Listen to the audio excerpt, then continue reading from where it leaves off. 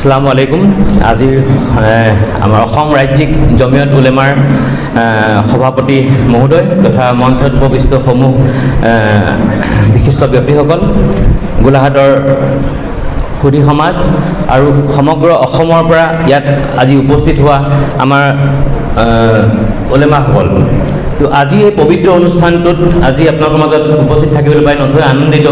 আৰু আমি এইটো এটা অতিকৈ এটা গুৰুত্বপূৰ্ণ ষ্টেপ আমাৰ জমিয়ত উলেমাৰ পৰা লোৱা হৈছে, যিটো সঁচাকৈ প্ৰশংসনীয়। কাৰণ আজি আমাৰ সমাজত, বিশেষকৈ আমাৰ ইছলামিক সমাজখন আমি বহুত এটা নিগেটিভ এটা ইমেজ আমাৰ সমাজত তৈয়াৰ হোৱা দেখা পাইছোঁ। যিহেতু আমাৰ মুছলমানসকল, ইছলাম ধৰ্মৰ লোকসকল যিহেতু আজি প্ৰত্যেকটো বিশেষকৈ সমাজৰ বেয়া কাম লগতে আমাৰ এজন মুছলিম ব্যক্তিৰ নাম দেখা যায়। তো এইটো এটা অতি পৰিতাপৰ বিষয় আৰু এটা অতিকৈ চিৰিয়াছ বিষয় মই ভাবোঁ। কাৰণ আজি প্ৰেক্ষাপটত আমি সকলোৱে সজাগ হোৱা উচিত। কাৰণ আমি ইছলাম হৈছে এটা পবিত্ৰ এটা ধৰ্মৰ, আমি বহুত সৌভাগ্যৱান যে আমি ইছলাম হৈ পেলাই এজন মুছলমান হৈ পেলাই এজন সৎ মুছলমান হৈ আমি সমাজৰ দেশৰ সেৱা কৰিবলৈ আমি আগবাঢ়ি আমাৰ আল্লাহ এইখিনি আমাক উপযুক্ত দিছে। তো আমি সেইখিনি সৎ ব্যৱহাৰ কৰি আমি আগুৱাই যাব লাগে। সমাজত আমাৰ কৰিবলগীয়া বহুত বস্তু আছে যিখিনি আমি কৰিলে নথৈ আমি আল্লাই পচন্দ কৰিব, মই ভাবোঁ। আৰু এনেকুৱা এটা কাম বিশেষকৈ মই মোৰ ফালৰ পৰা এটা এডভাইচ, মই বিশেষকৈ জমিয়ত উলেমা এডভাইচ বুলি নহয়, এটা খুব এটা ইম্পৰ্টেণ্ট মেটাৰ। যিহেতু আপুনি প্ৰেচিডেণ্ট সাহেবে আপুনি কথাটো কৈছে, যিহেতু আমাৰ ড্ৰাগছক লৈ পেলাই যিখিনি কিছুমান বস্তু প্ৰচলন হোৱা দেখা পোৱা যায়, আৰু বিশেষকৈ আমাৰ ইছলাম ধৰ্মাৱলী বিশেষকৈ সকলো ক্ষেত্ৰতে দেখা পোৱা যায় যে ইছলাম ধৰ্মাৱলী লোকসকলৰ নাম যথেষ্ট দেখা পোৱা যায়। নিউজত আপুনি যিকোনো এটা ক্ৰাইমত যদি আপুনি চাই দেখা পায় এজন মুছলমান লোকৰ নাম দেখা পোৱা যায়। সেইটো অতি লজ্জাজনক। আমি বহুত দুখ অনুভৱ কৰোঁ প্ৰত্যেকজন ইমান মুছলমান ব্যক্তিয়ে। তো এইখিনি ক্ষেত্ৰত আমাৰ জমিয়তৰ কৰিবলগীয়া বহুত বস্তু আছে, যিখিনি মই ভাবোঁ এটা চাইণ্টিফিক ৱেত, এটা প্ৰকৃতভাৱে আমি কিছুমান স্থিৰ পদক্ষেপ লোৱাটো অতি জৰুৰী। প্ৰত্যেক অসমৰ তথা গোটেই ভাৰতবৰ্ষৰ প্ৰত্যেকখন ক্ষেত্ৰতে আমাৰ জমিয়ত এটা এনেকুৱা ষ্ট্ৰং এটা পজিশ্যন ল'ব লাগে। কৰোঁ বুলি ক'লে আমি চব আপুনি কৈছে যে ৰাইজে নখ জোকাৰিলে নৈ বয়, তো আমি কৰিব নোৱাৰা কাম একো নাই।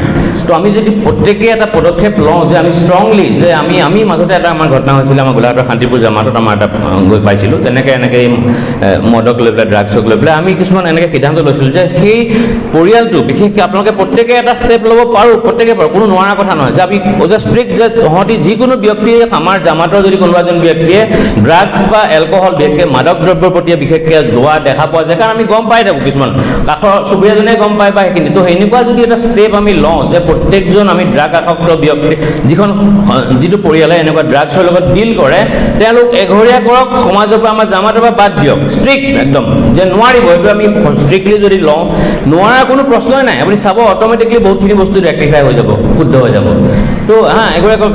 আৰু যেতিয়া গম পাই যে গৱেষণাত স্থান পোৱা নাযায় বুলি এজন ব্যক্তি আমি দেখিছোঁ, আমি এটা উদাহৰণ চিম্পুল, আমি তেনেকুৱা। তো চাওকচোন, আপুনি চাব বহুত বস্তু অট'মেটিকলি আমাৰ শুধৰণিৰ পথত আহিব। তো এইটো এটা জমিয়তৰ কৰিবলগীয়া বহুত এটা ইম্পৰ্টেণ্ট ষ্টেপ মই ভাবোঁ, যিটো কৰিলে আমি নথৈ আমি আগবাঢ়িব পাৰিম। আৰু বিশেষকৈ শিক্ষাৰ এটা আমি বিশেষকৈ দেখা পোৱা যায় আমাৰ সৰু কম বয়সতে বিশেষকৈ চাইল্ড মেৰেজ, যিটো কম বয়সতে বাল্য বিবাহ, এইটো এটা অতিকৈ এটা গুৰুত্বপূৰ্ণ বিষয়, যিটো আমি যিমান পাৰোঁ এভইড কৰাটো অতি দৰকাৰী। কাৰণ এজন প্ৰাপ্তবয়স্ক হোৱাৰ পিছত এটা বাচ্চা যেতিয়া মেচিয়ৰ হৈ আহে, তো সেই বাচ্চাটো যেতিয়া যিমান দিন বায়'লজিকেলি সিহঁতি ডাঙৰ হৈ আহে, সিহঁতৰ আমাৰ মেচিয়ৰিটি আহে।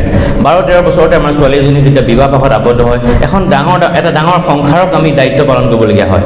তো সেই সময়ত এজনী বাচ্চাক আমি যদি শিক্ষিত কৰিব পাৰোঁ, তেওঁলোকৰ চিন্তাধাৰাবোৰ বহল হ'ব। শিক্ষাৰ প্ৰসাৰ কেতিয়াও ইয়াৰ পৰিসৰ নাই। আমি শিক্ষা আজিও মই পঢ়ি থাকোঁ। মই আল্লাহত গোটেই পৃথিৱী ঘূৰিছোঁ, প্ৰায় 25খন দেশ আজিলৈকে মই ঘূৰিছোঁ, ডায়েবেটিছৰ বিভিন্ন কৰ্মশালাত উপস্থাপন কৰোঁ, ভাৰতবৰ্ষক ৰিপ্ৰেজেণ্ট কৰি যাওঁ। তো দেখা পাওঁ যে আজি বহুত এডভান্স হৈ গৈছে পৃথিৱীখন, আমি ভাৰতবৰ্ষ বহুত পিছ পৰি আছোঁ। আৰু মূলতঃ মেইন কাৰণ হৈছে শিক্ষাৰ অভাৱ। আমি ভাৰতবৰ্ষ আৰু বিশেষকৈ আমাৰ ইছলামিক সমাজখন আমি পিছ পৰাৰ মূল কাৰক হৈছে শিক্ষাৰ অভাৱ। তো আমি যদি শিক্ষাৰ ক্ষেত্ৰত দিনী শিক্ষা লাগিবই, আল্লাহৰ ৰাস্তাত আমি যদি ভাল কাম কৰিব, তো ধৰ্মিক শিক্ষাখিনি আমাক সঠিক পথত আগ্ৰসৰ হ'বলৈ সহায় কৰে।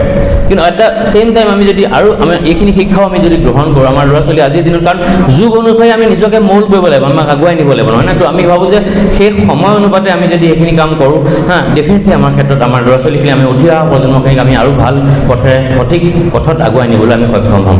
তো এইটো এটা মোৰ বিনম্ৰ অনুৰোধ যাতে আমি এইখিনি জমিয়তৰ সভাপতি মহোদয় আছে এইটো কথা আপোনালোকে চিৰিয়াছলি ল'লে এইখিনি আমাৰ জুনেদ খালিদ যিটো আছে সি মোৰ লগৰে হয় বস্তুখিনি আমি যেনেকৈ যদি আপোনালোকে লয় আগবাঢ়ি চিৰিয়াছলি এই কথাখিনি এটা ভাল মেছেজ যাব বুলি মই ভাবোঁ আমাৰ অসমৰ সমাজত আৰু সেইখিনি ক্ষেত্ৰত এটা যথেষ্ট পজিটিভ আমি ৰিজাল্ট পাম বুলি আশাবাদী তো সমূহ শেষত আপোনালোকৰ সকলোৰে